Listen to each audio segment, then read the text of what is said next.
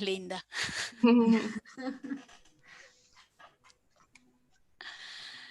Ahí estamos.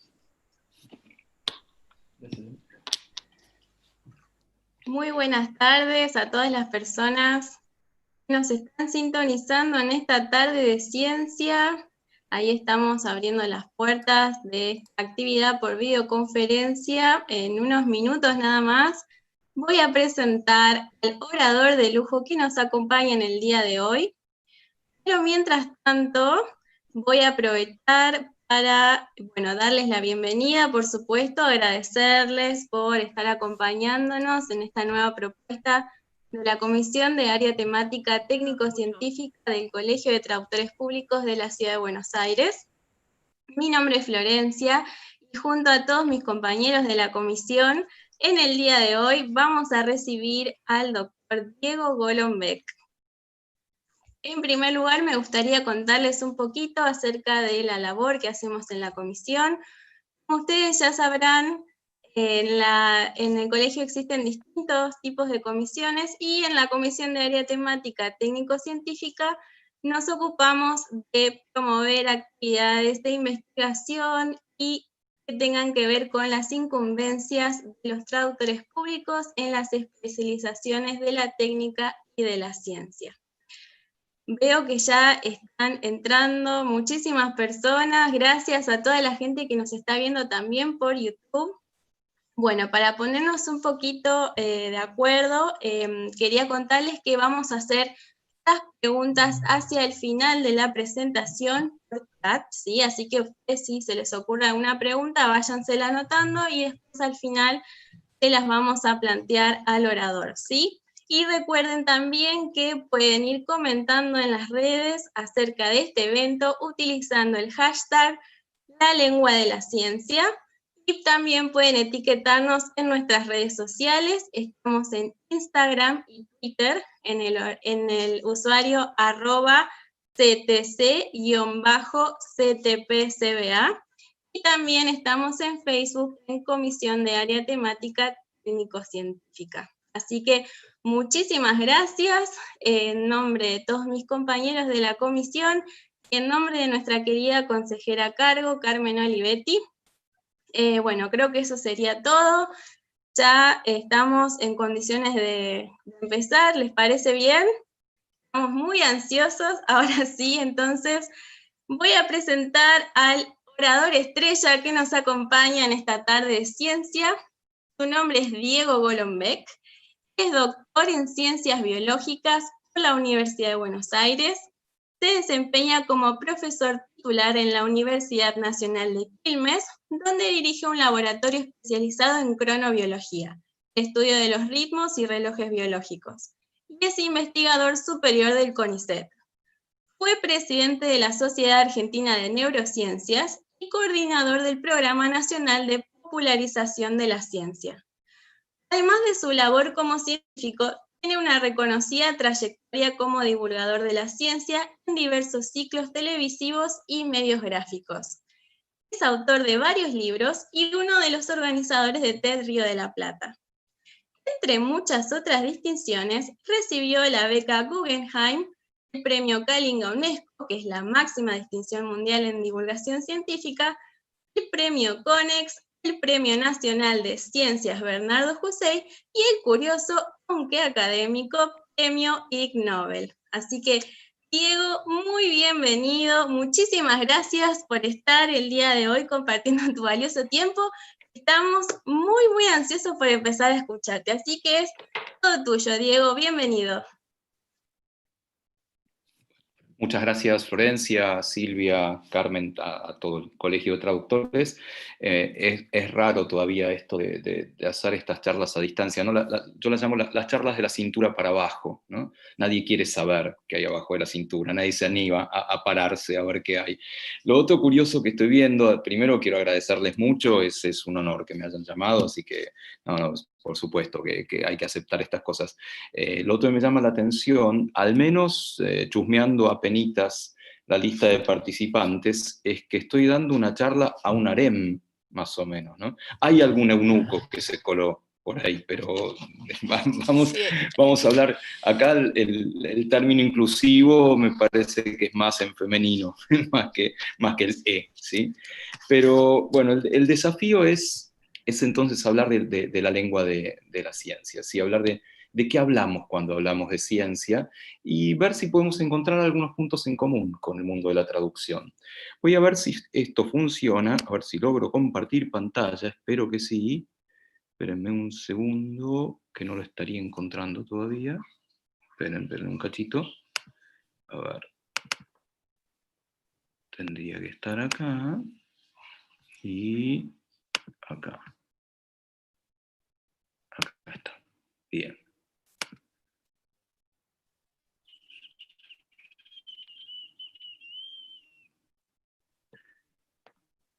¿Están viendo mi pantalla? Sí, Diego.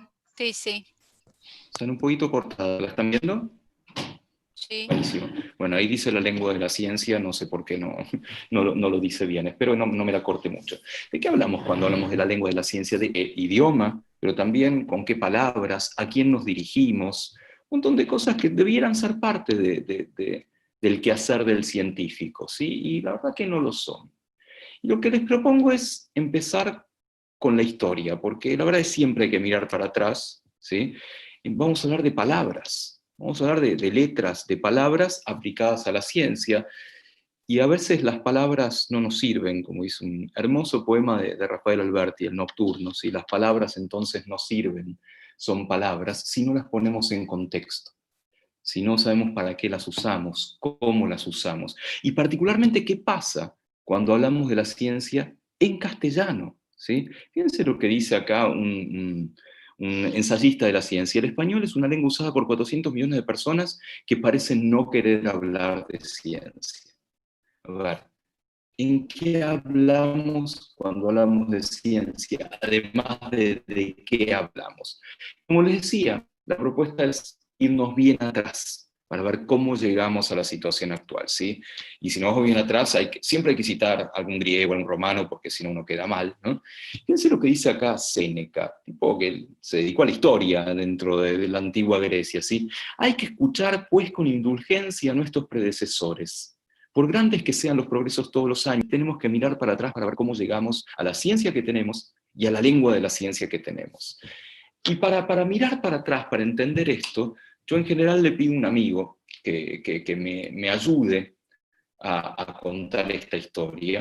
Este es un amigo muy querido y un poco olvidado, que es este muchacho, Asterix. ¿Vieron que los pibes no leen más Asterix? Así nos va, ¿no? Así es el futuro, compañeras, perdón. ¿Sí? Yo creo que tendría que ser obligatoria la lectura de Asterix desde los 5 años, más o menos, para entender el mundo. Ya lo vamos a lograr, no se preocupen.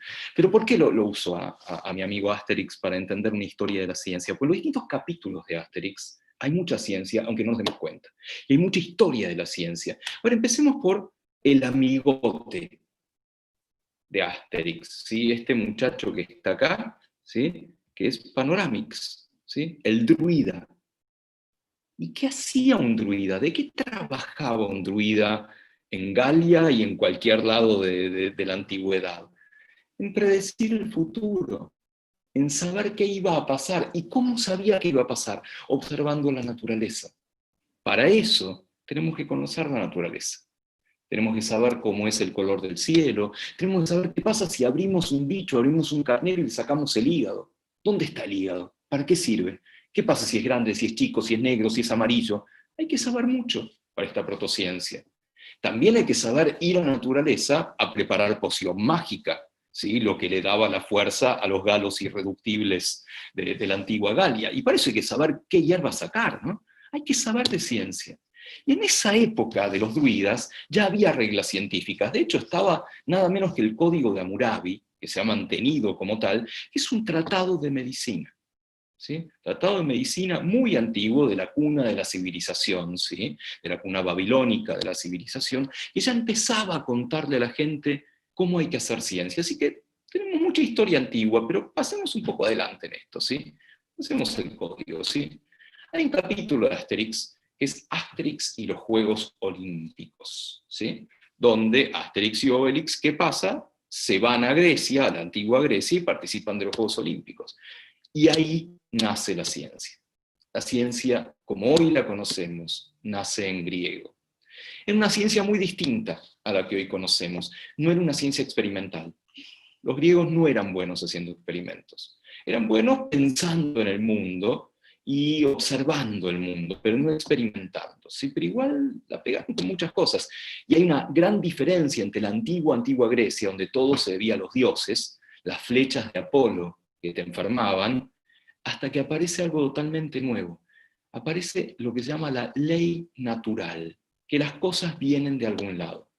Las cosas no vienen porque un dios se despertó de mal humor y se te mete adentro y la pudriste. Vienen porque hay una razón natural. Y hay un tipo que la pega con esto de la razón natural, que es este muchacho, Hipócrates. ¿Sí? Hipócrates, el famoso, el del juramento hipocrático, ¿sí? El fundador de la medicina, en realidad funda un poco en griego una forma de mirar el mundo. Y hay un libro libro de Hipócrates que se llama De la enfermedad sagrada. ¿Sí? La enfermedad sagrada es un tratado sobre la epilepsia. ¿Por qué la enfermedad sagrada es la epilepsia? Porque se supone que la epilepsia era porque un dios malo se te metía dentro del cuerpo, cobraba vida dentro de tu cuerpo y te controlaba todo. Entonces te temblabas, o te desmayabas, o decías cualquier pavado, lo que fuera. De hecho, epilepsia viene de una raíz griega y quiere decir sorpresa. ¿Por qué? Porque te sorprendía un dios, se te metía dentro y chao, hacías cualquier verdura. ¿Qué dice Hipócrates? Dice en griego, ¿sí? Minga de Dios, ¿sí? O mingitoris de Deus, o como se diga en griego, ¿sí? Estoy hablando con traductoras, así que hay que tener propiedad, ¿no? No hay un Dios acá. Esta enfermedad, la epilepsia, tiene una causa natural. No tengo idea de cuál es, pero es natural y la puedo ir a buscar. De hecho, está bien, no tengo idea de cuál es, pero me parece que tiene que ver con el cerebro. Seguramente Hipócrates habrá visto algún soldado machucado que venía un golpazo en la cabeza, que tenía ataques epilépticos y dijo, debe tener que ver con el cerebro. Muy grosso esto, ¿sí? Es revolucionario pensar que la enfermedad o cualquier cosa que pase en la Tierra no se debe a los dioses, sino a la naturaleza. Así que ese es el tremendo aporte de la ciencia griega, entre muchos más, no se crean que es eso solo. ¿Sí? Además, Hipócrates en este mismo libro habla mucho del cerebro y dice, del cerebro y solo del cerebro vienen la risa, el llanto, la tristeza, la bronca, la alegría. Chao. Chao, estaba hablando de 400 años después de Cristo, o sea, antes de Cristo, hace muchísimo tiempo, y ya en el cerebro estaba puesto esto, en griego, ¿sí? Del oráculo de Delfos, conócete a ti mismo. Y conocerte a ti mismo es una premisa científica. Ok, estamos en que la ciencia nace en griego, ¿sí? En Grecia y en los lugares de influencia de Grecia, por ejemplo, en Alejandría había muchísima, pero muchísima ciencia, siempre de observación, ¿sí? no tanto de experimentación. Seguimos en ciencia en griego. ¿Qué pasa después? Bueno, todo imperio empieza a decaer, aparece otro, aparece el Imperio Romano. Y acá la cosa no avanza tanto, cambia de idioma, claramente la ciencia se traduce del griego al latín. Y casi ese es el mayor aporte del Imperio Romano en ciencia, recuperar a los griegos y traducirlos al latín. Por supuesto, hacen de todo, ¿sí? recuperan de todo, recopilan, hacen grandes enciclopedias, inventan la botánica, la farmacología, pero básicamente lo que hacen es agarrar un cuerpo científico que estaba escrito en griego y lo pasan al latín y de ahí lo llevan a todos lados. ¿Sí? Fue un flor de imperio el romano, ¿sí? Llegaba a todos lados y llegó la ciencia en latín, mucho más allá de donde había llegado a partir de Grecia o a partir de Alejandro Magno, o sea, realmente hay una distribución grosa de la ciencia en latín a toda Europa. ¿Sí? También la pifian con algunas cosas, por ejemplo, hay un tipo muy famoso llamado Galeno, ¿sí? Hoy devenido obra social, ¿sí? Y el tipo era un cirujano, ¿sí? Galeno era un cirujano posta. Los cirujanos en esa época eran los barberos. Se llamaban los barberos cirujanos. O sea, el mismo que te cortaba el pelo te sacaba la vesícula. Guarda, ahora abrieron las peluquerías, guarda, ¿sí?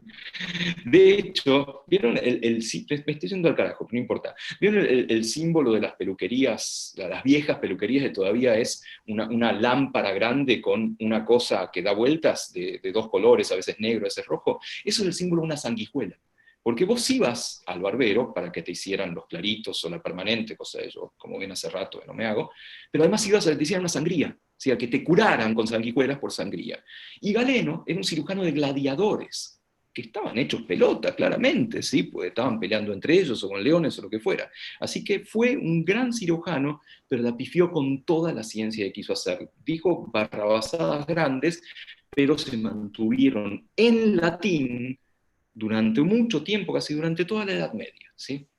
Hablando de la Edad Media, ¿sí? Bueno, antes de la Edad Media, también pasamos por dos imperios acá, ¿sí? En Asterix y Cleopatra, uno de los capítulos más lindos de Asterix, aparece este papiro, ¿sí? Este papiro es un papiro posta, el papiro se llama el papiro Evers, papiro farmacológico médico, que te dice, frente a tales síntomas tenés que tratar a la gente de esta manera. Y ustedes, que son traductores y traductoras, ya se dieron cuenta de por qué puse este papiro, ¿sí? Porque ahí dice cerebro, ¿sí? Ya lo sabían, no tengo por qué insistir en estas cosas, ¿sí? Esta es la parte del papiro que habla de las enfermedades del cerebro. Entonces, recordemos, esto es un extra de la historia, la parte que se escribe en egipcio, ¿sí? Que no está mal, pero la historia posta, la historia occidental de la ciencia, pues no estoy hablando de China y Japón, nace en griego, se traduce al latín. Y después, charán, la Edad Oscura, también conocida por los historiadores como la Era de Edesur, ¿sí? ¿Por qué la Edad Oscura? Porque no pasó nada en la Edad Media. Estoy exagerando, más vale, estoy exagerando. Pero guardaron las cosas que venían en latín y ahí las dejaron, ¿sí? En algunos conventos pasaban algunas cosas, pero la verdad que este seguimiento de griego, latín, que el latín se empieza a convertir en otras lenguas vernáculas en el resto de Europa, con ciencia no pasó nada. Pero pasó algo importante fuera de Europa. Resulta que nace una religión nueva, una religión mucho más joven que el judeocristianismo, que nace en la Edad Media, básicamente, ¿sí? Que es el Islam, ¿sí? Nace la religión de Mahoma, que tiene algunas cosas de mala prensa últimamente, ¿sí? Pero tiene una historia muy importante para la ciencia. Recuperan la ciencia. De pronto los tipos descubren a los griegos y dicen, ¡epa, mira lo que había acá, mira lo que estaban pensando estos tipos! Y lo llevan muchísimo más allá, ¿sí? Primero traducen y conservan a las obras griegas, las traducen y las conservan en árabe, ¿sí? Así que aparece otra lengua en esta historia. Y ya que estamos, empiezan a hacer ciencia, pero para que tengas, ¿sí? A ver, la Edad Oscura, la Edad de Edesur, es oscura en Europa, donde la religión predominante, el catolicismo, y no deja crecer mucho la ciencia, salvo algunas cosas que pasan puertas adentro de los conventos, que son bastante importantes. Sin embargo, en la religión musulmana promueve la ciencia, promueve el conocimiento, al menos en esa época. Está este tipo, Avicena, ¿sí? Avicena sería la castellanización de Ibn Sina, ¿sí? Una bestia, hizo de todo. Operaba cataratas, Avicena, ¿sí? Describe las parálisis faciales, entiende cómo tratar un montón de fenómenos. O sea, se dedica muchísimo a la anatomía y la fisiología. Otros árabes se dedican a la matemática, otros se dedican a la astronomía. Entonces la ciencia sigue su camino, pero en otro idioma, ¿sí? Sigue su camino del griego al latín al árabe. ¿Cómo sigue la historia? Bueno, los árabes eran un pueblo muy guerrero, ¿sí? O sea, tenían un afán conquistador en esa época y conquistan buena parte de Europa. ¿Y qué llevan junto con la almohada, ¿sí? Junto con el kebab y con otras cuestiones árabes? A la ciencia en árabe. Pero una vez que conquistan y se quedan en un lugar, y ahí ya perdemos un poco el límite del lenguaje, el límite del idioma. Por ejemplo, en España, ¿sí? Que se quedan no sé cuántos siglos, claramente empiezan a mezclarse los idiomas, y ese idioma, esa ciencia que había nacido en griego, pasado al latín, pasado al árabe, empieza a pasar a las nuevas lenguas de Europa. ¿Mm? Después vuelve al latín, ¿sí? Porque todavía en el Renacimiento en Salamanca, por ejemplo, para hablar posta de ciencia había que hablar en latín, pero ya había llegado a la lengua popular. Seguimos con árabes, no importa demasiado, ¿sí? ¿Qué pasó en el Renacimiento entonces? ¿Qué pasó en la ciencia en el Renacimiento? Bueno, el Renacimiento también es la era del anatomista, y ahí hay una hermosa novela de un escritor, tal vez no tan querido como persona, pero la novela es extraordinaria, ¿sí? El anatomista de Federico Andajasi, y cuenta un poco esto del resurgir de la ciencia en el Renacimiento en Europa. ¿Por qué resurge la ciencia? Porque la necesitan. Por ejemplo, aparece la primera universidad, la primera facultad de Derecho, y a ver, si hay una facultad de Derecho, tiene que haber una ciencia forense. Tenemos que saber si este señor murió envenenado o esta señora la acuchillaron. Y para eso hay que hacer ciencia. ¿Y qué más pasa en el Renacimiento? El arte. El arte medieval es un arte completamente conceptual. Yo tengo que entender que esta forma corresponde a una persona, o a un santo, o a un ángel, o lo que fuera. No me importan tanto los detalles. Sin embargo, el arte renacentista es un arte naturalista. Necesita que las cosas sean posta. Si vos ves un cuadro de Leonardo, de Rafael, ves que está la sombra de la barba, la forma de las venas en los brazos, una escultura de Miguel Ángel, ¿sí? Para eso necesitas ciencia, ¿sí? Las famosas anécdotas de Leonardo robando cadáveres. ¿Por qué? Porque necesitaba entender esos cadáveres para ser mejor artista, ¿sí? Por lo tanto, sobre la base de otras necesidades, nace una ciencia aplicada al arte, aplicada al derecho, aplicada al comercio, y así sucesivamente, ¿sí? Y nace una distinción interesante en el Renacimiento, ¿sí? La del vitalismo y el mecanicismo, que todavía hoy está un poco en boga, ¿sí? ¿A qué me refiero con esto? Para el vitalismo, la vida, la pregunta de la vida, es diferente a todas las demás. Si algo está vivo es porque tiene algo especial, ¿sí? Tiene una chispa de la vida. En cambio, para el mecanicismo, no hay nada diferente, es una organización particular de las cosas que no están vivas. ¿Sí? ¿Se entiende? Es una diferencia bastante grosa. Todavía no tenemos muy claro qué es la vida exactamente, ¿sí? Pero podemos pensar, la vida es diferente, la vida está por allá, del resto de cualquier otro fenómeno de la naturaleza, o bien la vida es parte de los fenómenos de la naturaleza que se organizan de una manera que aún no comprendemos. Y en el Renacimiento empiezan a pesar mucho los muchachos mecanicistas. Empiezan a hacer experimentos para entender la vida, ¿sí? Por ejemplo, empiezan a pensar, a ver, los huesos y los músculos, y es un sistema de palancas, que yo puedo hacer un modelo de palancas, ¿sí? Yo puedo pensar también que la digestión es un fenómeno químico, ¿sí? Puedo pensar que la conducción a lo largo de los nervios es un fenómeno eléctrico, ¿sí? Que bueno, ocurre en la vida, pero yo entiendo esos fenómenos. Cuento un solo experimento de los mecanicistas, de este francés que se llamaba René Reaumur. El tipo decía, el sistema digestivo es una fábrica química. ¿Y cómo lo demostró? Con un halcón. ¿Por qué con un halcón? ¿Por qué usaba halcones como modelos? Porque los halcones comen y después escupen, ¿sí? Como las vacas, ¿sí? Como regurgitan lo que comen un rato. Entonces, ¿qué hizo Reaumur? Le dio un cacho de carne a un halcón, y al cabo de un rato lo escupió el halcón, pero ya había pasado por la panza. Y esa carne estaba predigerida. Entonces Reaumur dijo, ¿será esto un fenómeno químico? ¿Cómo será? ¿Y qué hizo después? Le dio un cacho de carne al halcón, pero envuelto en un frasquito de metal, muy chiquito. ¿Qué hizo el halcón? Se lo comió y después lo escupió. ¿Qué hizo Reaumur? Abrió el frasquito y la carne no estaba predigerida. Quiere decir que lo que fuera que ocurría en la panza no pasaba a través del metal. Y después es un experimento maravilloso. Le dio de comer una esponja, un cachito de esponja al halcón. ¿Qué hizo el halcón? Se la comió, al cabo de un rato la escupió, ¿sí? Y después dijo que devuelvan la plata. Yo no me dedico más a experimentos, no me den más esponja ni tacho de metal. Pero bueno, ¿qué hizo Reaumur con la esponja? Agarró la esponja y la exprimió sobre un pedacito de carne. Y esa carne se digirió.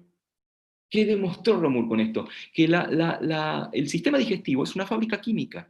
Produce cosas, ácidos en este caso, que le hacen algo a la carne. No tiene nada de especial. Los procesos vivos no son diferentes a los que podemos hacer en un tubo de ensayo. Muy grosso como revolución, es parecido a la revolución de Hipócrates, ¿sí? Entonces, resumen de esta parte. Se me descuadrinaron un poco las flechas, disculpen. La historia lingüística de la ciencia, tendría que decir que nace en griego. La ciencia occidental, insisto, se traduce al latín, se traduce y se guarda en árabe, y después vuelve a Europa. También al latín como lengua culta, pero empieza a distribuirse por todos lados. Pero, a ver, ¿y cómo llegamos a nuestros días? Si estamos hablando del Renacimiento, 1500, ponele, ¿y qué pasó en el medio? Bueno, en el medio empiezan a haber imperios en Europa. Cada uno de estos imperios quiere la posta, quiere tener el sello de la ciencia, y hace la ciencia en su idioma. ¿Sí? Hay una preponderancia de ciencia, no preponderancia, un crecimiento enorme de la ciencia en alemán, crecimiento enorme de la ciencia en francés. De hecho, ¿sí?, lingua franca viene justamente del Imperio francés, de que Carlomagno, cuando fue expandiendo el Imperio francés, iba dejando la lengua también, se iba dejando la lengua fráncica en todos lados, que durante un tiempo fue una lengua franca. Para hablar con alguien del otro, para mandarte un WhatsApp con alguien del otro lado del mundo, tenía que mandarlo en francés, ¿sí? O bien el Imperio británico, ¿sí? Lugar chiquitito sí los hay, pero con mucha expansión por el mar. Así que también llevó su lengua para todos lados. Pero ninguna es preponderante. Es más, yo les diría que hasta fines del siglo XIX, más o menos, nadie podía predecir que iba a haber una lengua que iba a ser la preponderante en la ciencia, que es la lengua inglesa, por supuesto. ¿Qué pasó entonces? ¿Cómo fue que de esta historia y de estos imperios que todos tenían su peso, Einstein escribía en alemán, por supuesto, ¿sí? No había ni que pensar esto. ¿Cómo fue que llegamos a esto? Bueno, llegamos por otro fenómeno, por las guerras.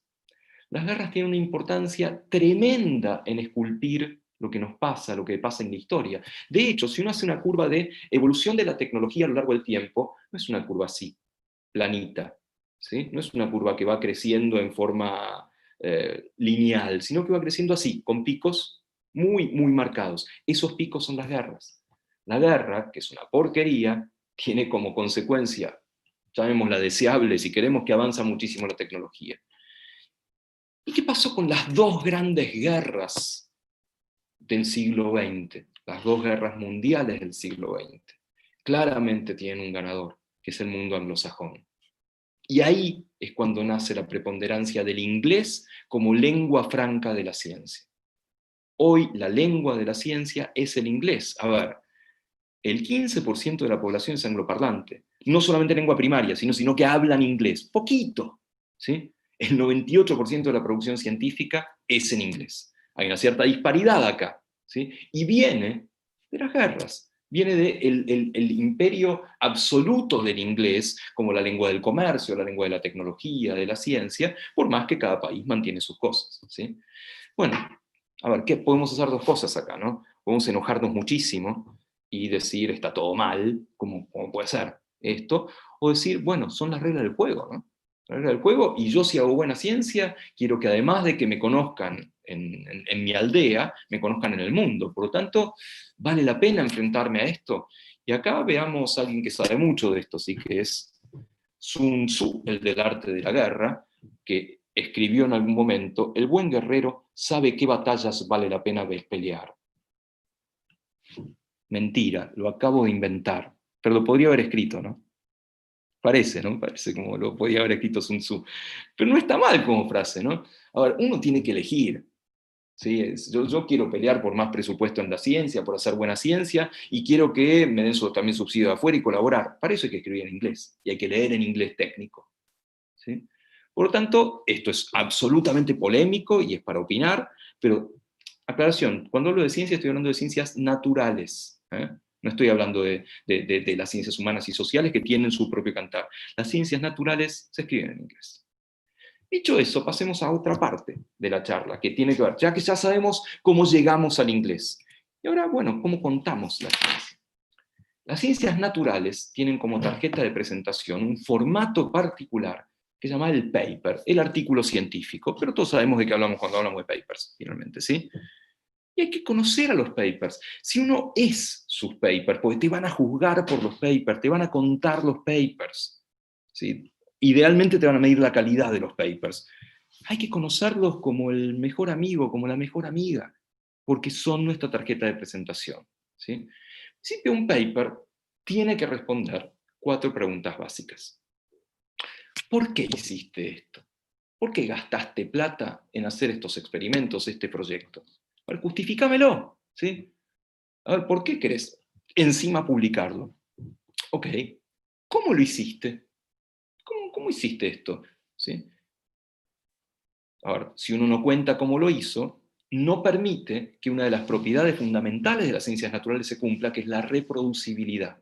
Que alguien lea lo que yo hice, lo repita en Singapur o en donde fuera, y veamos qué le da. Si yo no cuento cómo lo hice, no lo puedo hacer. ¿Qué hiciste? Bueno, está bien, ya está, me convenciste, valía la pena hacerlo. ¿Qué hiciste? Y después, contame, ¿y con eso qué? Está bien, hiciste esto, fenómeno. ¿Y con eso qué? Estas son las 4 preguntas básicas de un proyecto o de un artículo de ciencias naturales. Claro, no se llaman así. ¿No? Los papers no dicen por qué, cómo, qué y con eso qué. Dicen palabritas más técnicas.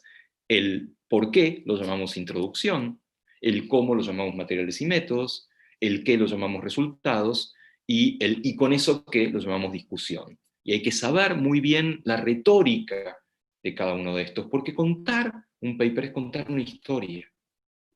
Uno no miente, ¿sí? En general hay muy pocas mentiras, hay muy poco fraude en las ciencias. Y cuando hay, en general se descubre.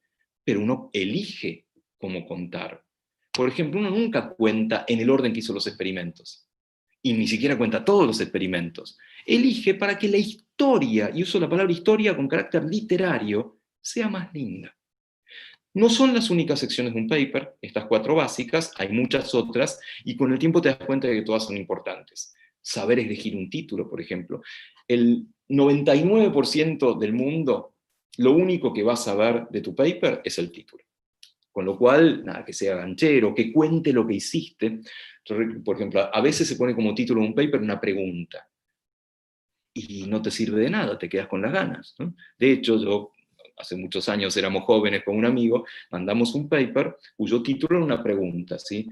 ¿Es la melatonina la responsable de bla, bla, bla, bla? Resumen, no. Creo que fue uno de los récords de rechazo de paper que en pocos minutos no lo rechazaron, ¿sí? Pero esto hay que conocerlo, ¿sí? Es parte de nuestra biografía científica conocer este tipo de cosas, ¿sí? El otro asunto es lo que les decía recién. Hay que saber contar una historia. Hay que saber contar. El paper es un género literario. Está bien, es no ficción, en el mejor de los casos, pero es un género literario. Por tanto, hay que escribirlo adecuadamente, ¿sí? Hay que saber elegir las palabras, hay que ser original, hay que idealmente saber incluso usar metáforas. No les digo contar chistes, pero sí usar el lenguaje con cierto humor anglosajón, por así decirlo. No pensar que un paper es estadística pura, ¿no? Es razonamiento para llegar a esto. Y esto es experiencia, ¿sí? Esto es básicamente haber leído mucho, escrito mucho, y aún así la pifiás y caes siempre en los mismos errores. De esto podemos hablar muchísimo. De hecho, hay un curso que nosotros damos específicamente sobre esto que se llama, como corresponde, Demoliendo Papers, ¿sí? Simplemente porque no se conoce mucho esto, ¿sí? ¿Cómo es el paso hasta el paper? Bueno, primero hay que decidir si uno ya tiene la historia, ¿no? ¿Y cuándo parás con esa historia? Borges decía, publico para dejar de corregir. Y con el paper pasa algo similar, ¿no? Uno publica porque si no puede seguir agregando controles y experimentos y esto, y en algún momento tenés que publicar, pues si no, no te van a evaluar. Lo mandás a una revista y esperás. A veces no esperás nada. Hay una competencia a ver quién tiene el rechazo más corto, ¿sí? O sea, a quién se lo devuelven en menos tiempo. Te llega una respuesta y vuelta a empezar. ¿Cuál puede ser esa respuesta cuando mandaste un paper? Al principio, el formato no era este, está cambiando un poquito, pero no importa. La primera posibilidad es aceptar el artículo. Ya está. Te felicito, sos un grosso. Olvídense, tachen esta posibilidad. No ocurre. No. Nunca te aceptan un paper tal cual. No, ni a un premio Nobel se lo aceptan tal cual, ¿sí? Lo mejor que te puede pasar, ¿sí? Y que ya festejás, ya sacás el champán de la heladera, en todo laboratorio un champán en la heladera, es que te lo acepten con correcciones menores. Quiere decir que no te piden los experimentos. Te están diciendo, ok, te lo acepto, ¿sí? Pero cambia alguna interpretación, escribirlo distinto, está mal el lenguaje, por favor pasalo por una persona nativa del idioma inglés en general que esto ocurra, eso es muy común que te lo digan, presentame los datos distintos, etc. Pero ya está, ya descorchás. Correcciones mayores, ya estás complicado. Por ahí te piden nuevos experimentos, cosas que no podés hacer, cosas que son muy caras o lo que fuera. Y ahí hay que decidir qué pasa. También te lo pueden rechazar. Y a veces no es tan malo. ¿Sí? Si te lo rechazan con fundamento y más o menos rápido, vos sabés qué tenés que hacer para mandarlo a otro lado. A veces casi es mejor que te lo rechacen que correcciones mayores que no podés llegar a hacer. ¿Sí? Pero bueno, este es un poco nuestro universo. Pero también tenemos que contar la ciencia, no solamente a nuestra comunidad, tenemos que contar la ciencia al mundo, a los otros, lo que se llama popularización o comunicación o divulgación científica. Hablemos un poquitito de esto, ¿sí? En principio, cuando nosotros vamos con la ciencia, a contar la ciencia al mundo, si vamos con la antorcha de la ciencia, y del otro lado no hay nadie, ¿no? Nadie quiere ser iluminado por la ciencia, nadie quiere ser evangelizado por la ciencia. Esto lo cuenta muy bien este señor, Pierre Fayard, en un libro de periodismo científico. Él dice, contar la ciencia es un poco como lo que quiso hacer Napoleón cuando decidió invadir Rusia, crear el mayor ejército que hubiera existido en la Tierra, cruzar la frontera y tratar de atacar rápido, antes de venir el invierno. Hizo eso, creó un tremendo ejército, llegó a Rusia y del otro lado no había nadie, no estaban los rusos. Por eso, ¿dónde están los cosacos? Los rusos, que no eran ningunos giles, lo mantuvieron a raya con una especie de guerra de guerrillas durante el verano y el otoño, y cuando llegó el invierno lo pasaron por arriba. Con la ciencia hacemos lo mismo, creamos el mayor ejército que hubiera existido, la ciencia, y vamos a conquistar el mundo, y del otro lado no hay nadie. Tenemos que tener otras estrategias, obviamente. Meter la ciencia donde no se la espera. Meter la ciencia de contrabando. Meter la ciencia en la cocina, en el deporte, en la música. Porque a la gente le interesan esos temas. Y oh casualidad, le vamos a estar hablando de ciencia. Pero ¿cómo empezó todo esto de contarle la ciencia al resto del mundo? Hay un gran autor, gran divulgador, llamado Stephen Jay Gould, un tipo evolucionista, murió hace unos años, famoso porque apareció varias veces en Los Simpsons, debo decirles. Los pioneros de contar la ciencia para otros son, por ejemplo, este señor. Sí, San Francisco de Asís. Porque él tenía una historia para contar, de nuevo. Del otro lado no había nadie. Entonces, ¿a quién se la contaba? A los pajaritos, a los perros, a los animales que lo seguían. ¿Sí? Un poco menos en broma, Gould dice, el otro origen de contar la ciencia es este señor. ¿Te suena este señor? Este señor es Galileo. Galileo fue un gran contador de historias científicas. Y fíjense lo que hacía. Primero, las empezó a contar en italiano, la lengua de la ciencia, ¿sí? Todo el mundo culto, 1500, la contaba en latín. Y Galileo dijo, no, yo quiero que me lean, lo escribo en italiano. Y no solo eso, lo escribo en un formato literario. Fíjense lo que dice ahí, diálogo. Y esto está escrito como un diálogo, con un guión, dijo, afirmó, contestó, y los personajes de ese diálogo somos nosotros. Hay un personaje de estos diálogos que se llama Simplicio. Simplicio, el simple, el que lo entiende. Yo que quiero preguntarte, pues no entiendo. Y ahí nace un poco esto de contar la ciencia para muchos. ¿Sí? En otros lados había otros que hacían cosas parecidas. ¿Sí? Por ejemplo, este señor Fontenelle, secretario de la Academia Francesa de Ciencias, escribió algo como esto, ensayos sobre la pluralidad de los mundos. ¿Sí? Y esto se lo contaba no solamente a todo el mundo, se lo dedica a una marquesa con la cual discutió estas cosas, a una mujer, otra cosa revolucionaria, ¿sí? Que una mujer entendiera y quisiera entender de ciencia, cosa que en ese momento era algo raro de ver. Y sigamos un poquitito adelante, ¿sí? En el siglo XIX ya hay disciplinas científicas, ya no es toda la ciencia, pero cualquier persona medianamente culta entiende de qué se trata la ciencia. No hay dos culturas, el concepto de que hay una cultura científica y una cultura humanística y no se hablan, ¿sí? En el siglo XX se pudre todo. Aparece la física moderna, la física relativista, la física cuántica, y nadie entiende más nada, y ahí sí claramente hay dos culturas. La ciencia de un lado y los que no entendemos de otro. El concepto de dos culturas es un concepto muy famoso, ¿sí? De un tipo llamado Snow, bueno, nace un poco en este siglo. Y pasa algo más en el siglo XX. ¿Se acuerdan de lo que hablábamos de la guerra? pasa la Guerra Fría. Pasa la Guerra Fría entre Estados Unidos y la ex Unión Soviética. Y claramente la Guerra Fría la está ganando la Unión Soviética. Los tipos empiezan a tirar satélites a lo pavote, mientras los yanquis están bastante atrasados con la carrera espacial. Empiezan a tener una tecnología muy avanzada y Norteamérica se está quedando con eso. ¿Y qué hace Estados Unidos? Toma una decisión política de invertir muchísimo más en ciencia, tecnología e ingeniería, y también en fomentar que se cuente la ciencia. Nacen los divulgadores profesionales. Antes uno que contaba la ciencia lo hacía un poco de onda. Bueno, ahí nacen alguien que se dedica a contar la ciencia y enseguida vamos a ver quiénes son, ¿sí? Por ejemplo, ¿quiénes son estos divulgadores profesionales? Un montón de caras, algunas conocidas, todos hombres porque son los más conocidos. La aparición de la mujer como divulgadora es aún más posterior a esto, ¿sí? Este esquema me encantaba porque los 4 de arriba estaban muertos y los 4 de abajo estaban vivos. Y los 2 de abajo a la izquierda se me murieron. ¿A ustedes les parece?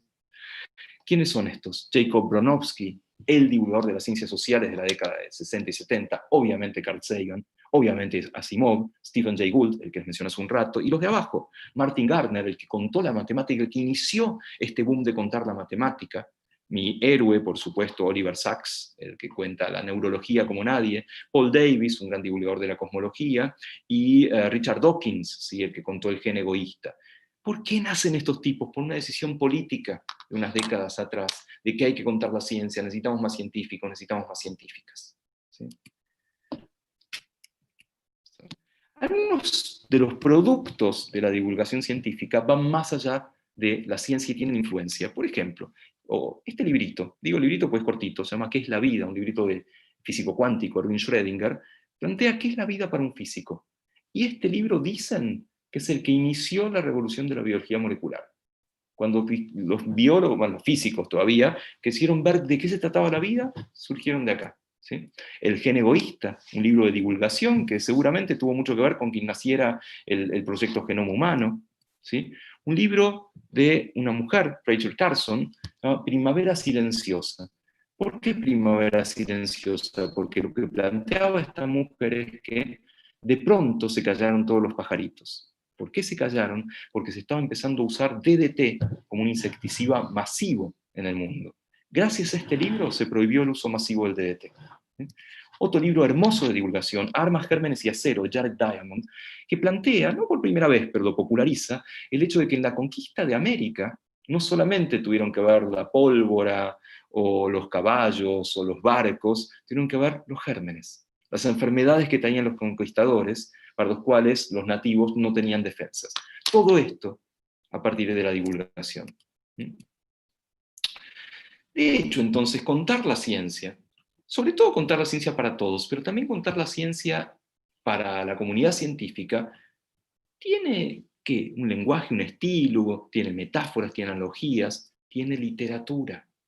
La ciencia también es un género literario. ¿Sí? Esto está muy tratado, hay una autora mexicana, Ana María Sánchez Mora, que cuenta qué recursos literarios tiene que manejar un científico y también qué recursos literarios tiene que manejar un divulgador de la ciencia. Son los recursos literarios que tiene que manejar ¿quién? Un escritor. ¿Sí? De hecho, hay un género literario, y con esto ya estamos casi terminando, un literario que se ha dado en llamar ciencia en ficción, no ciencia ficción. O sea, no literatura de anticipación, no Ray Bradbury, sino contar la ciencia como ficción, ficcionalizar la ciencia. Ejemplos, ¿sí? Jorge Volpi, un gran escritor mexicano, este libro En busca de Pinson, es un libro de física. Sí, el libro de física, literalmente. Las partículas elementales, Michel Houellebecq. Michel Houellebecq, el enfant terrible de las letras francesas, el tipo era biotecnólogo, ¿sí? Sabe mucho de qué habla cuando habla de bioquímica. Nuestro Guillermo Martínez, ¿sí? Con este Crímenes Imperceptibles, que entre otros personajes tiene el teorema de Fermat, un teorema de matemática es parte del libro, ¿sí? O David Lodge, ¿sí? Que cuenta las ciencias sociales como nadie, en novelas que son extraordinarias, ¿sí? Entonces, la lengua de la ciencia finalmente es nuestra lengua, la lengua con la cual contamos, la lengua con la cual escribimos. Y a veces se dan matrimonios, se van hibridaciones entre lo que llamaríamos lengua literaria y lengua científica son maravillosas, son el momento en el cual mayor placer podemos sentir al disfrutar la ciencia, al leer la ciencia. Les doy 3 ejemplos para terminar, ¿sí? Uno es el final de un librazo, que es El origen de las especies, de Charles Darwin. Fíjense cuál es este final. Hay cierta grandeza en esta visión de que la vida, con sus diversos poderes, haya sido originalmente exhalados hacia nuevas formas mientras este planeta ha estado ciclando según la inmutable ley de la gravedad. A partir de un comienzo tan simple, han ido y siguen evolucionando un sinfín de las más bellas y maravillosas formas. Sí. O bien, el final de uno de los papers más famosos de la biología, la estructura del ADN de Watson y Crick. Fíjense cómo termina. ¿Sí? No ha escapado de nuestro entendimiento que este apareamiento específico que hemos postulado inmediatamente sugiere un mecanismo de copia del material genético. Epa, vos podías haber dicho, che, mirá lo que te estoy diciendo. No, esto no es la estructura del ADN, así se copian los genes. No ha escapado de nuestro entendimiento. ¿Sí? O bien, estos eran Watson y Crick, otros dos, Ramón y Cajal, Cuac, ¿sí? Diciendo que las neuronas son células de formas delicadas y elegantes, las misteriosas mariposas del alma, cuyo batir de alas, quién sabe si esclarecerá algún día el secreto de la vida mental. Poesía pura. Y el resto es literatura. Muchas gracias. Con esto dejo entonces de compartir pantalla y estoy a disposición para preguntas o comentarios. Muy bien, muchísimas gracias, Diego. La verdad que es un honor y esto es lo que se puede observar en el chat. Felicitaciones por todos lados. Y hay gente que dice que no solamente les gusta lo que vos decís, sino cómo lo decís. Opinión a la cual adhiero. Alejandra Rogante, cuando vos hablabas de los papers, pregunta ¿quiénes son los revisores de los papers? En general, la revisión es una revisión por pares, o sea, vos no sabés quiénes son, en la mayoría de los casos es ciega, no doble ciega, sino que vos no sabés quién es el reviewer a veces sabe quién sos y a veces no. Y las revistas tienen catálogos de expertos, tienen directorios de expertos para distintos temas a quienes se los mandan. Vos podés pedir que a determinado revisor no se lo envíen, porque tenés un conflicto de intereses, un competidor o lo que fuera, y podés pedir que a determinados revisores sí se los envíen, pero tenés que ser ético en eso. Vos no podés poner a tu primo, ¿sí? o a alguien con quien colaboraste, porque se sabe eso. ¿Sí? Realmente es una pata muy corta. Vos tenés que poner a capos y capas en el tema. Y en general aprendes mucho. ¿Sí? Te da bronca porque te señalan un montón de cosas. Los revisores son pares, pero son pares que tienen que ser expertos en el tema. Y el capo en esto, el dios de las publicaciones, no es el revisor, es el editor o la editora de la revista, que es quien decide a qué revisores se manda y es el que finalmente decide si se acepta o no.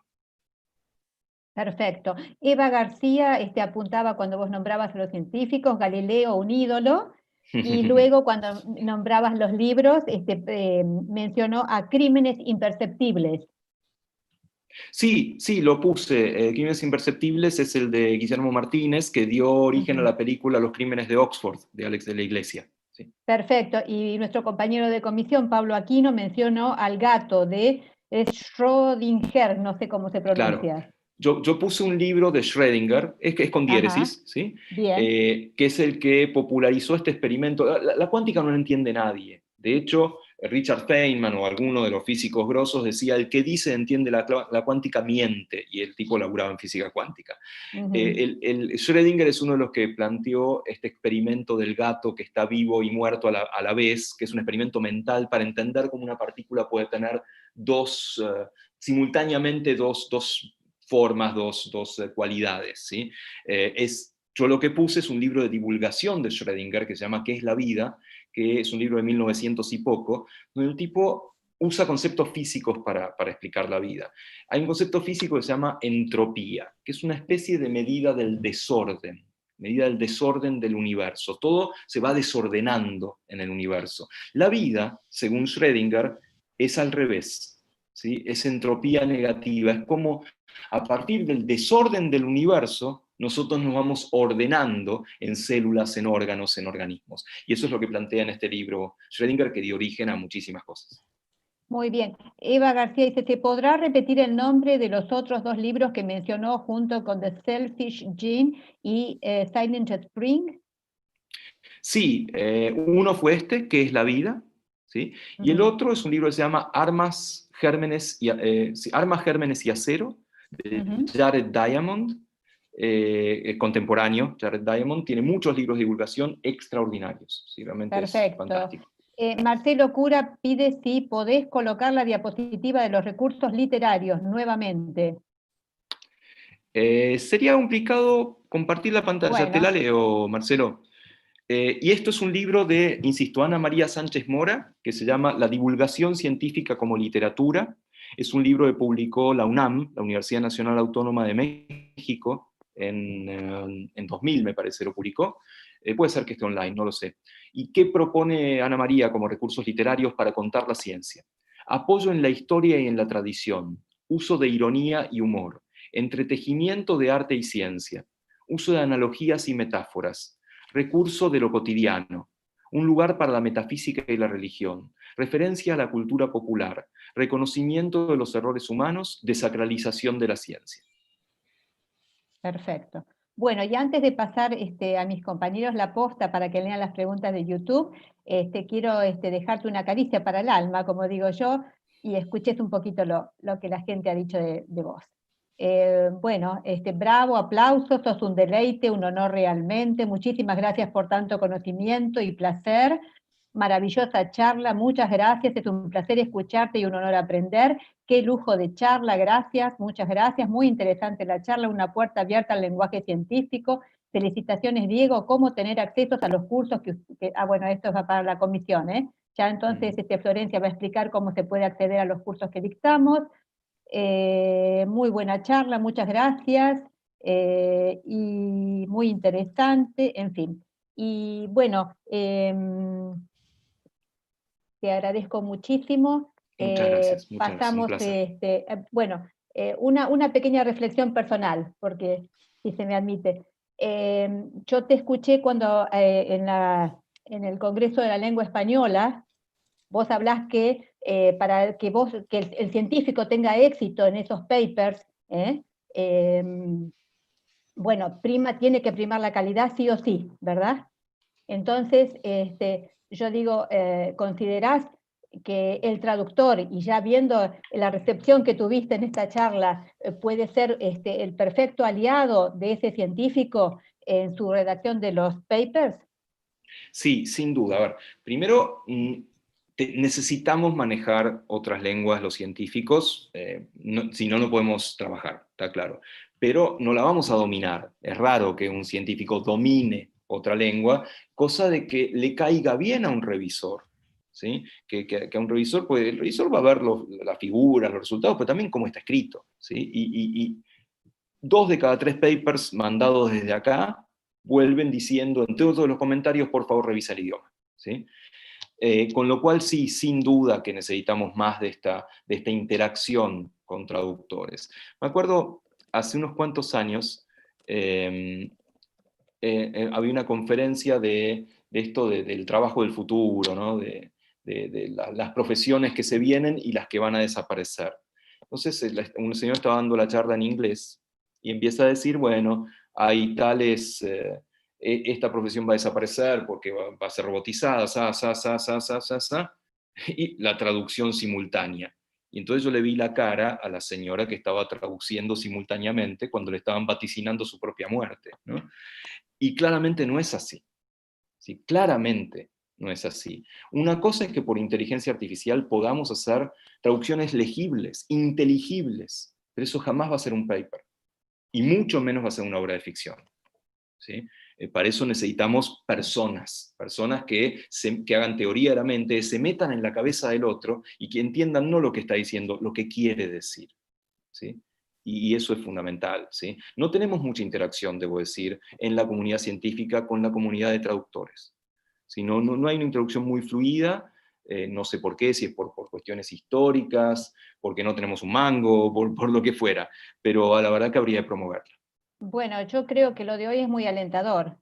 Espero que se haya tendido un puente a través de vos, que sos tan conocido, y ojalá sí empiece esa relación, ¿eh? ¿Cómo no? Paso mi posta a las compañeras que están manejando el YouTube. Bien, yo paso a hablar una pregunta de Vanessa Jaunold. Dice, hola, mi duda ¿es verdad que no hay muchos fraudes en la ciencia, pero sí hay muchísima posverdad para combatirla? ¿Qué recomendarías? Yo estoy convencido de que no hay muchos fraudes en la ciencia, ¿sí? No es lo mismo decir que uno elige qué contar y cómo contar. No mentís, pero elegís cómo contás la historia.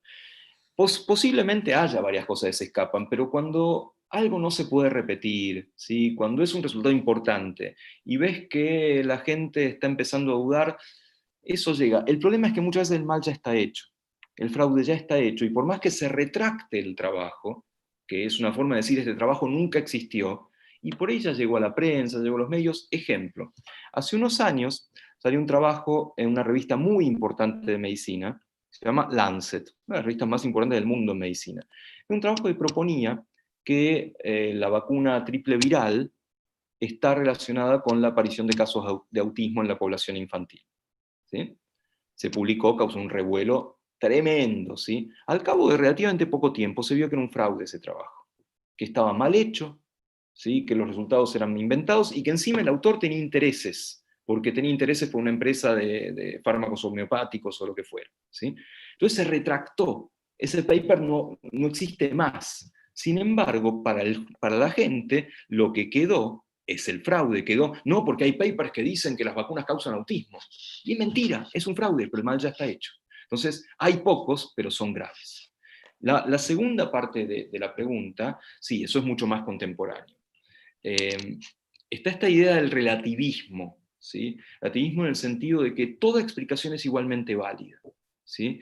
La explicación astrológica es lo mismo que la explicación médica, y no es lo mismo, ¿sí? Entonces, esta posverdad se basa un poquitito en escuchemos a todos, las dos campanas, y para la ciencia no es así, y no es no ser democrático eso. Es que cuando haya un argumento tenga base, tenga evidencia, tenga una fuente, tenga alguna cosa de que agarrarse. En general, los argumentos pseudocientíficos no tienen ninguna evidencia. La posverdad pone a ambos en igualdad de condiciones. Y es difícil pelearla, ¿sí? Porque ¿qué hacemos nosotros? Vamos con la antorcha de la ciencia. Vamos y le decimos a las mamás, hay que vacunar a los chicos, ¿sí? Porque está todo bien. Y la mamá te dice, no te creo, ¿sí? Porque a mí me dijeron que tal, o leí en algún lado, qué sé yo. Quiere decir que tenemos que cambiar la forma de enfrentar la posverdad y enfrentar el relativismo científico. Tenemos que inventar nuevos argumentos, una forma de llegar a la gente con mayor humildad, no desde arriba, desde el Olimpo de la ciencia, para que nos escuchen un poquito más.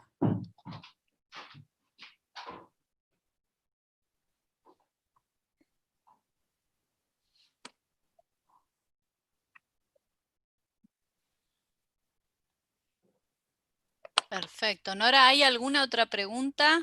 ¿O Marina? Sí, por acá tenemos otra pregunta de Marcos Conforti, que pregunta ¿cómo influyó la Iglesia en la transmisión, es decir, la divulgación del conocimiento?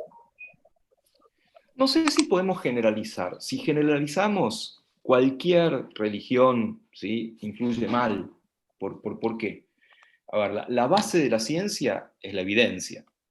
La base de la religión es la fe, es creer en algo, ¿sí? Y en algún momento chocan, en algún momento no te queda otra de que choquen. Así que en términos generales, y no hay una buena influencia de algo que se basa en fe cuando vos querés llegar con algo que se basa en evidencia. Pero después podemos ahondar un poquito más, ¿no? Cuando en la Edad Oscura, valga la redundancia, era muy herético hacer experimentos o lo que fuera, dentro del seno de la Iglesia continuaba cierto conocimiento científico, ¿sí? Un ejemplo biológico, mis ejemplos suelen venir de la biología, ¿sí? Los experimentos maravillosos de este monje checo, ¿sí?, Gregor Mendel, que descubrió la genética, ¿sí? Descubrió la genética haciendo experimentos en un jardín, ¿sí? ¿Por qué? Porque tenía libertad para hacerlo. Porque su abad de la abadía le permitía hacer los experimentos, le interesaba, mandaba cartas a científicos o lo que fuera. Así que, en general, obviamente hay un choque, ¿sí? En algo que se basa en la fe y algo que se basa en la evidencia. Lo que no quiere decir que pueda haber determinados avances que vengan desde acá.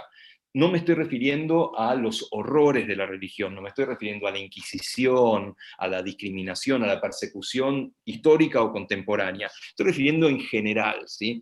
La iglesia tiene, o la religión, tiene otro fin, religar, volver a juntarnos, ¿sí? Tiene fines mucho más sociales que científicos, poder conducir a un grupo de gente hacia un fin determinado. A veces lo hace bien, a veces más o menos, pero con ciencia más o menos. A veces hay tanta presión que la iglesia tiene que recapacitar, con Galileo, con Giordano Bruno, ¿sí? Con la evolución, obviamente tiene que recapacitar, porque te llueven pruebas, te llueven evidencias, y no puedes ser tan necio en siglo XX, siglo XXI, de seguir diciendo a los humanos los creó una mano divina, es absurdo.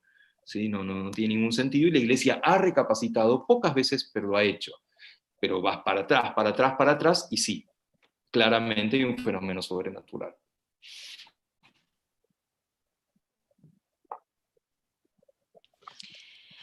Bien, Javier Velázquez pregunta, para divulgación y ciencia, al contarla, ¿no es un problema dar con términos que se definen por consenso científico? Lo cual no es lo mismo que un diccionario al definir para uso general y común. Más que un problema, es un desafío, ¿sí? En principio, preguntabas por dos cosas, ¿no? Entendí que preguntabas tanto para divulgación científica como para ciencia profesional. En ciencia profesional, ahí sí puedes depender más de un diccionario, me parece, porque hay términos técnicos que significan una cosa. En ciencias naturales, ¿sí? La riqueza es que el lenguaje sea unívoco, que vos escribas algo y se interprete tal cual vos lo dijiste, ¿sí? Y que se traduzca tal cual vos lo dijiste idealmente. ¿Sí? En ciencias sociales por ahí no es tan así. En ciencias sociales por ahí la riqueza del lenguaje es que tenga múltiples interpretaciones. A partir de un párrafo del Capital de Marx se pueden hacer un montón de tesis, ¿sí? Porque uno la interpreta así, otro la interpreta de otra manera. ¿Sí? Lo otro es la divulgación. La divulgación es otro desafío, porque vos tenés que ser riguroso. Vos no podés mandar fruta. Vos tenés que decir las cosas bien, porque sos experto en el tema o porque consultaste a los expertos en el tema. Pero una vez que el rigor científico está asegurado, todo vale. Y hay que aprovechar al máximo el formato que estás usando. Si estás haciendo divulgación científica en un libro, hacé literatura. Hacé un libro que la gente lea y se pase la parada del bondi, de lo apasionado que está. Si estás haciendo divulgación científica en la tele, hacé un programa de tele, con todas las reglas que tiene la tele. La ciencia rigurosa, pero después usá la tele, usá la radio, usá los libros, usá los diarios o las revistas. Entonces el desafío es ese, ¿sí? Mantener el rigor científico y después que valga todo para llegar a la gente. En términos guevaristas sería, hay que endurecerse pero sin perder la ternura. Bien. May Palomares también consulta, me gustaría preguntarle si hay algún texto que amplíe específicamente el tema de la escritura en ciencias naturales. Hay muchos, entiendo que te referís a ciencias naturales profesionales, no divulgación. Hay muchos realmente, hay en español, también hay en castellano, la mayoría son en inglés y algunos están traducidos sobre fuera. No se me ocurre alguno para ¿cómo se llama?, recomendar en este momento, pero la verdad que hay unos cuantos, ¿sí? De cualquier manera, nada reemplaza a la universidad de la calle, ¿sí? Se aprende leyendo y escribiendo, ¿sí? Realmente no, es irreemplazable esto. Te pueden dar yates, si te pueden decir, escribí de esta manera, o usa personal o impersonal, habla en pasado, habla en presente, pero es leyendo y escribiendo. Bien, Mariela Oviedo Diego dice, el decir se transforma y de seguro pierde riqueza o profundidad. ¿Qué pensás de esos costos al tener que escribir en inglés? Que son es una opinión muy personal, esto, ¿sí? Que son las reglas del juego. Y uno tiene que jugar con las reglas del juego. Tenés que hacerte lo más experto que puedas y mandarlo a revisar, para estar seguro de que estás diciendo lo que querés decir de la manera más precisa y más linda y elegante posible. Uno lo puede decir muy preciso, si después de tantos años de hacer ciencia, sabes que lo está diciendo con precisión. Posiblemente no lo estás diciendo de la manera más elegante. Y ahí habrá que pedir ayuda. Habrá que pedir ayuda a gente que sepa para ayudarnos a decirlo de manera más elegante. Pero hay que minimizar totalmente eso que vos estás diciendo, que es real, esto de que claro que transformás y por ahí estás diciendo otra cosa. Bueno, eso hay que minimizarlo completamente, vos no puedes estar diciendo otra cosa. Le sumo que además lo digas de manera elegante, y no es lo mismo elegante en castellano que elegante en inglés. Con lo cual tenés que aprender y apoyarte en lo que sabes. Bien, María Mare pregunta, ¿qué áreas, disciplinas le parece que es necesario fortalecer, seguir fortaleciendo en términos de divulgación en Argentina? A ver, la divulgación en Argentina tiene muchos vaivenes, ¿no? Tuvo una época de oro por ahí en la década del 60 con el Centro Editor y Audeva, que sacaba textos a rolete y muy baratos, y muy buenos por otro lado, traducciones de textos extraordinarios y autores argentinos extraordinarios también. Después, bueno, obviamente con la dictadura murió la ciencia y murió la divulgación, y nos costó mucho, pero mucho recuperar eso. En general, cuando hay buen fomento a la ciencia, como hubo hace unos años, y esperábamos que hubiera ahora y nos agarró este temblor, siempre se acompaña de un renacimiento de contar la ciencia, de divulgación científica. Por ejemplo, tenemos en Argentina periodistas científicos profesionales que hace unas décadas no teníamos. Tenemos una red argentina de periodismo científico, sin ir más lejos, que son profesionales. La mayoría no tienen trabajo estable como tales y se las van arreglando. Entonces, lo primero es que haya profesionales contando la ciencia, ¿sí? Y eso voy a ser coyuntural, ¿sí? Con lo que está pasando con COVID-19, con la pandemia, la mayoría de las personas que cuentan la ciencia detrás de la pandemia no son contadores profesionales de ciencia, o sea, no son periodistas científicos, y como mucho hay algún periodista que entrevista a un científico o una científica. Pero a eso me parece que es fundamental, que la ciencia la cuenten quienes saben contarla, ¿sí? Hay un viejo divulgador científico, falleció hace varios años, Leonardo Moledo, que era el editor del Suplemento Futuro de Página 12, su frase favorita era: la divulgación científica es la continuación de la ciencia por otros medios, ¿sí? Parafraseando un poco a Clausewitz. Y es un poco así, ¿no? Me parece que es un poco que tenemos que saber contar y tiene que haber profesionales que cuenten la ciencia. Con respecto a qué áreas, por un lado vos tenés que contar la ciencia que se hace en Argentina, ¿sí? Lo que hizo Adrián Paenza durante 11 años de Científicos en Industria Argentina, ¿sí? Programa extraordinario con una persona extraordinaria como Adrián, pero se llamaba Científicos Industria Argentina, contaba la ciencia que se hace en Argentina. Además de eso, tenemos que contar la ciencia.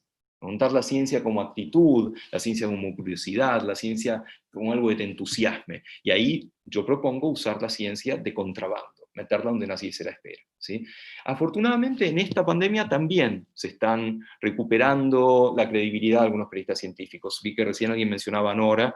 Nora es extraordinaria, obviamente, como periodista científica, tiene la rara habilidad de que la quiere el público, pero la quieren los científicos. ¿Sí? La consideran una persona confiable, y eso se lo ganó Nora, y lo cuenta fantásticamente bien, está bárbaro. Pero necesitamos muchos más y muchas más, y no solo en Buenos Aires. ¿Sí? La situación en el interior es de terror.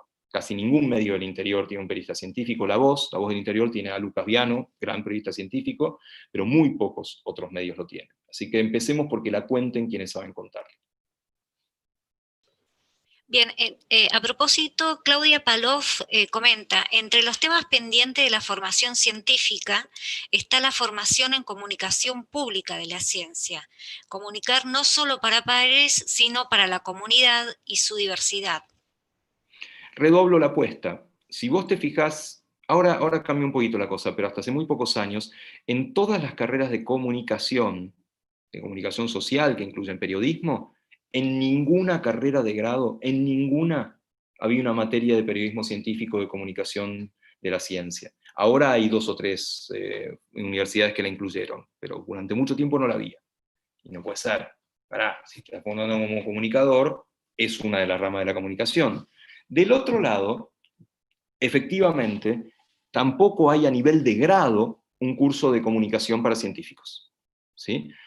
Yo creo que debiera haberlo, pero acá discutiría si debe ser obligatorio. En el posgrado ya es otra cosa. En el posgrado debiera darte herramientas para comunicar, porque es parte de tu carrera como profesional. Sobre todo los que somos científicos del sistema público, CONICET, universidades nacionales. ¿Quién nos paga? Paga el Estado, nos pagan los impuestos. Con lo cual, una forma de devolver esos impuestos es o haciendo algo que se llama ciencia aplicada, o contando lo que hacemos. Y para mí debiera ser obligatorio. Una parte, aunque sea mínima, del tiempo de los científicos profesionales debiera ser contar lo que hacemos. Contar lo que hacemos debiera ser parte de lo que hacemos. Para eso sí hay que aprender, como bien decía la pregunta. Bien, tenemos un comentario también acá de Silvia Fernández, dice aquí bióloga, a punto de empezar una diplomatura en comunicación pública de la ciencia, ¿qué consejos me darías para dar mis primeros pasos en la divulgación? Lo de la diplomatura me parece excelente, ¿sí? Si bien efectivamente lo vas a terminar aprendiendo en la calle, en el mundo, pero la verdad que empezar a contactarte con gente, empezar a leer los textos fundamentales de esto, es fenómeno. Lo otro, el consejo es muy obvio, ser muy caradura, ¿sí? La única forma de moverte en el mundo de la comunicación es ser muy caradura, ir a golpear puertas, llevar sumarios, llevar propuestas de programa de tele, meterte en producciones, es la única forma, nadie te va a venir a buscar. Nadie va a venir a decir, vos que sos bióloga y estás haciendo la diplomatura, justo necesitaba este perfil. No, eso no va a pasar. Tenés que ir a los diarios, tenés que ir a las revistas, tenés que empezar por tu aldea, ¿sí? En principio, si estás en una universidad o en un instituto, es posible que haya comunicación institucional, o sea, que esa universidad o instituto cuente las cosas que hacen, hagan gacetillas de prensa o lo que fuera, y ofrecer, che, estoy haciendo esto, soy científica, pero estoy especializándome en esto, quiero colaborar, al principio posiblemente ad honorem, e idealmente después de una manera más profesional.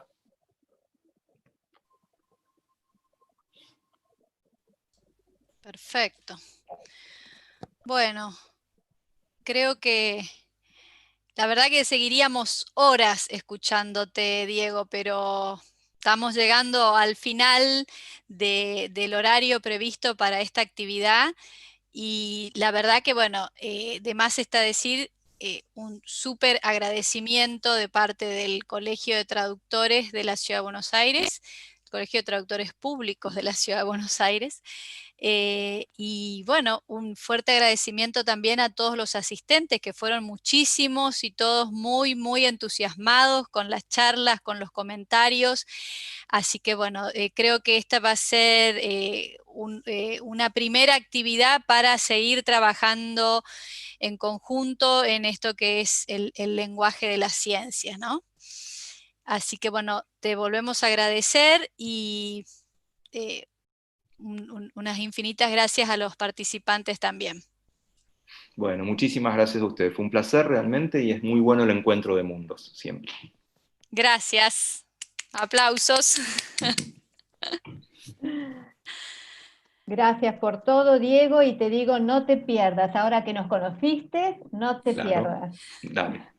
Bueno, muchas gracias y buenas noches a todos y a todas. Hasta luego. Buenas noches. Bueno, gracias a todos los participantes también.